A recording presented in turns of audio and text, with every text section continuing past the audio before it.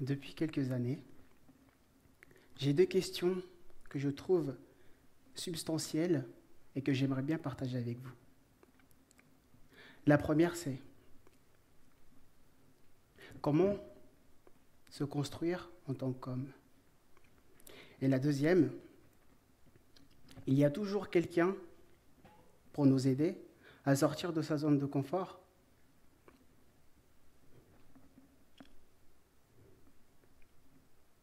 Nous sommes le vendredi 12 avril 2013.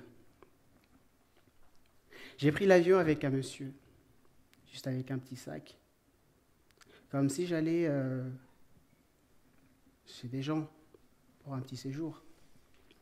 Et curieusement, quand nous sommes arrivés à l'aéroport, à Luanda, en Angola, nous sommes passés par les portes du fond. J'ignorais pourquoi. Je ne savais pas ce qui se passait. J'allais juste avec ce monsieur.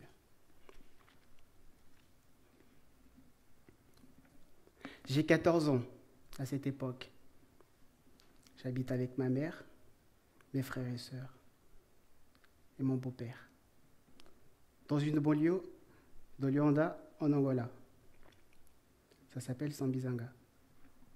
C'est un mélange des quartiers pauvres, comme dans les quartiers nord de Marseille, et les favelas de Rio. Ma famille est pauvre et sans ressources. Mon père est décédé il y a quelques années maintenant. Nous sommes 7 et je suis le 4e de la famille, avec un grand frère et 2 grandes sœurs. Ma grande sœur, elle a eu un enfant à 17 ans.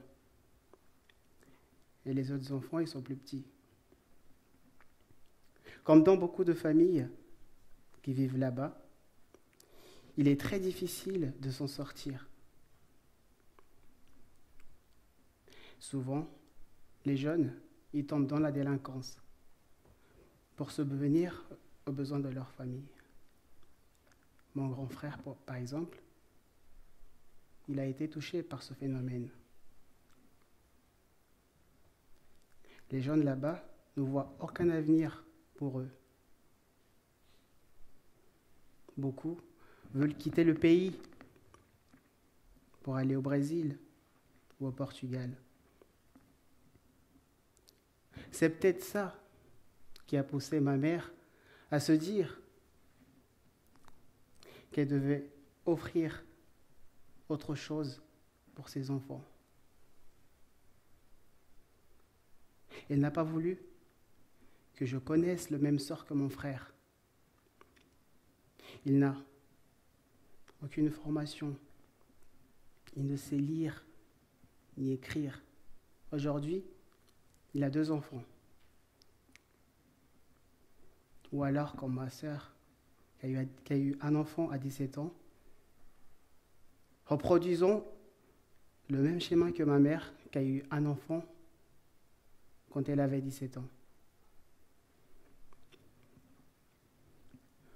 Le monsieur qui m'a emmené, il avait dit à ma mère qu'en échange d'argent, il allait envoyer son fils en Europe. Et là-bas, il allait pouvoir faire des études, aller à l'école, il allait avoir une famille et qu'il pouvait se faire adopter par une famille. Et que lorsque cette famille elle aurait décédé, il allait hériter de tous ses biens.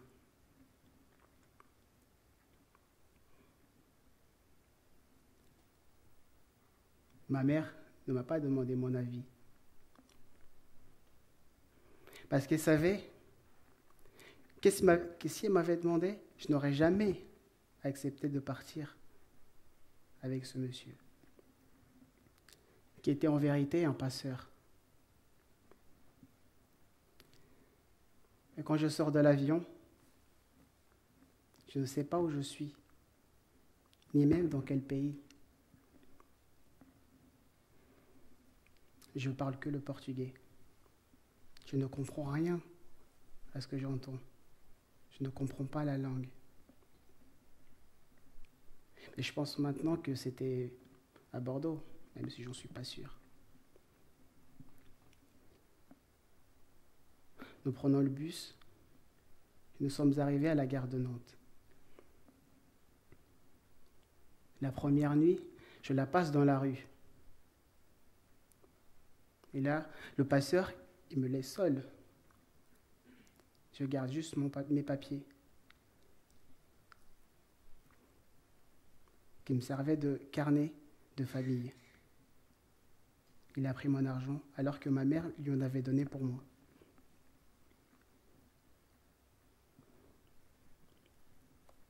La première nuit, je la passe dans la rue et je ne sais toujours pas où je suis.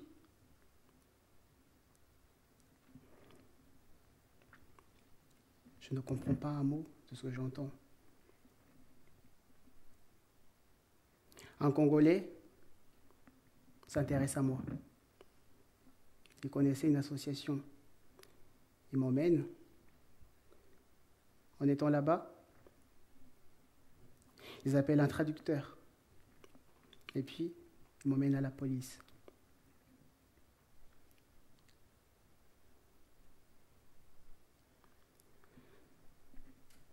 Et puis, je me retrouve dans un foyer pour enfants à Saint-Nazaire. Je fais toute une série de tests pour connaître mon vrai âge. Et une série de tests médicaux. Pendant 2 ou 3 mois, on me met dans un collège en classe de 3e. Parce que je ne savais pas parler français. Et ensuite, je vais au lycée professionnel à Châlons, Saint-Nazaire. Et puis, je déménage en famille d'accueil à Machecoul. J'ai toujours aimé lire. Et les livres, c'était le seul cadeau que j'ai eu de ma mère. Et c'est cette passion pour la lecture qui m'a aidé à apprendre le français. Du coup, je me suis acheté un petit dictionnaire et un petit carnet où je notais précieusement des mots. Avec ces mots, je construisais des phrases pour me permettre de faire des conversations avec les gens. Je m'engageais dans une conversation en guise d'entraînement. Et ainsi, j'ai rempli des pages et des pages. Oui, mes carnets, je les ai encore. Même si maintenant, ça me semble ridicule d'avoir appris ainsi le français. C'est pourtant ainsi que j'ai appris à parler le français. Et puis, au lycée Notre-Dame à Châlons, j'ai rencontré des professeurs extraordinaires. Et j'admire beaucoup. Beaucoup m'ont aidé.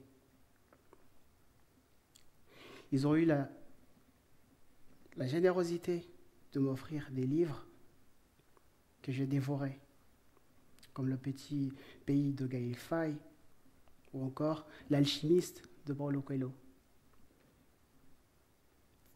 Maintenant, grâce à eux, aujourd'hui, je suis en licence banque assurance à Angers et j'aimerais bien aller jusqu'en doctorat si possible.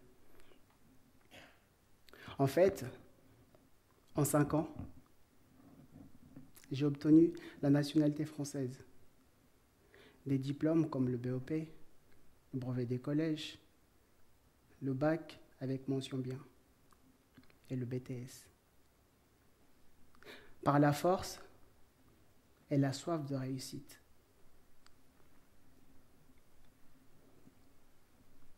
Grâce à tout ça, j'ai compris qu'il est possible à toutes les personnes d'obtenir plein de choses, jeune ou moins jeune. Cette histoire, elle peut vous paraître extraordinaire, inimaginable, voire invraisemblable.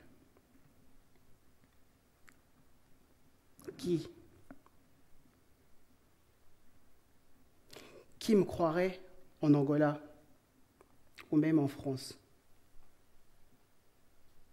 Qui croirait que je serais là, aujourd'hui, devant vous, dans un pays que je ne connaissais même pas il y a 6 ans?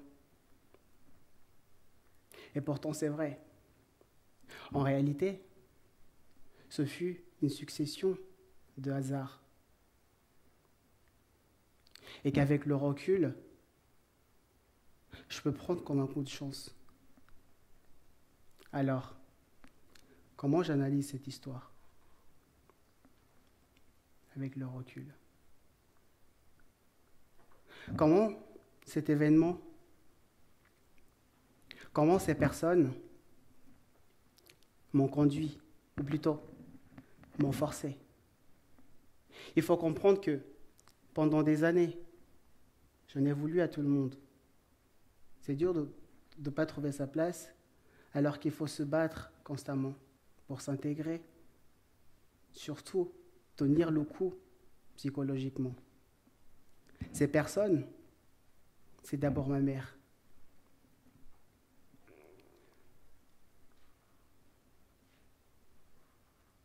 Je me suis longtemps demandé pourquoi elle avait fait ça. Je lui ai voulu pendant longtemps. Car c'est la personne que j'aime le plus au monde.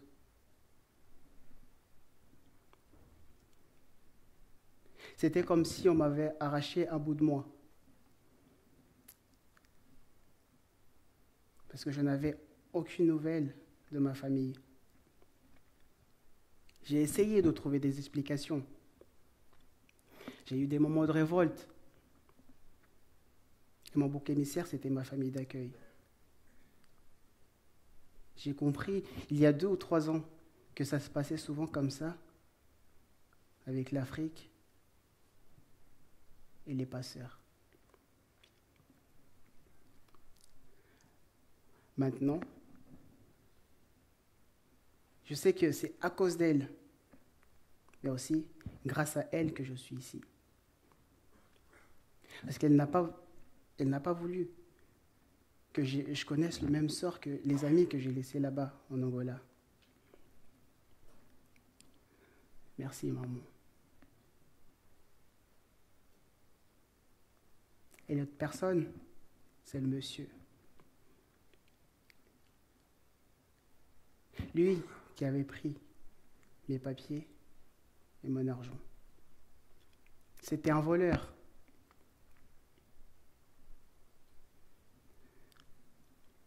Mais je ne lui en veux pas. À cause de lui, j'étais devenu apatride.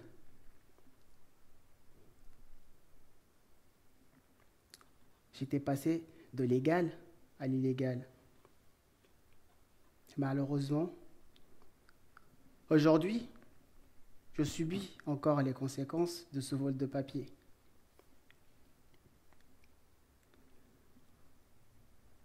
Enfin, en France, tous ces gens qui m'ont entouré, pris en charge, ma famille d'accueil, malgré nos conflits, et m'a apporté de la connaissance, de la culture et un peu d'amour. Les professeurs, ils m'ont beaucoup soutenu et m'ont apporté leurs conseils.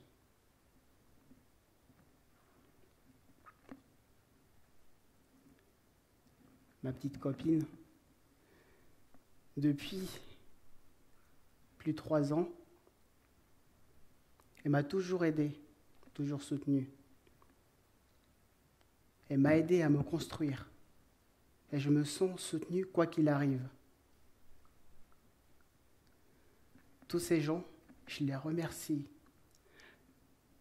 de m'avoir bousculé et de m'avoir sorti de ma zone de confort.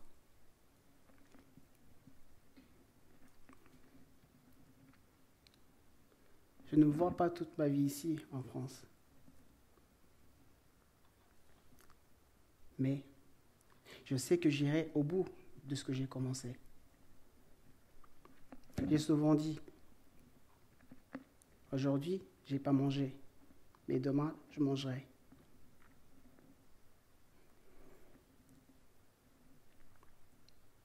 J'ai grandi avec ça et je vivrai avec ça, y compris pour aider ma famille.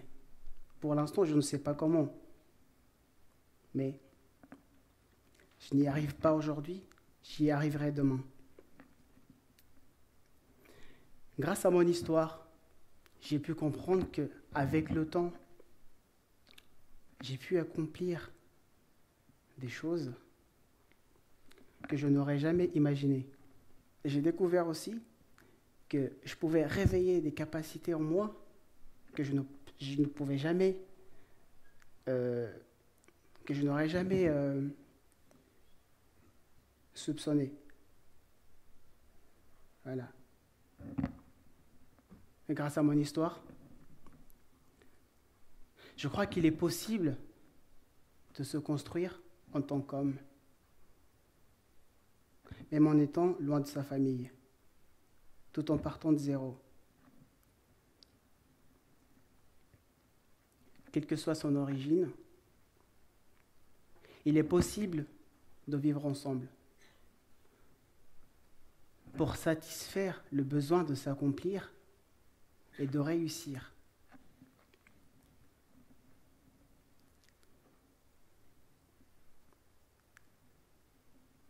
Sempre existe alguém neste mundo, do outro lado, te esperando. Il y a toujours quelqu'un de l'autre côté du monde qui t'attend.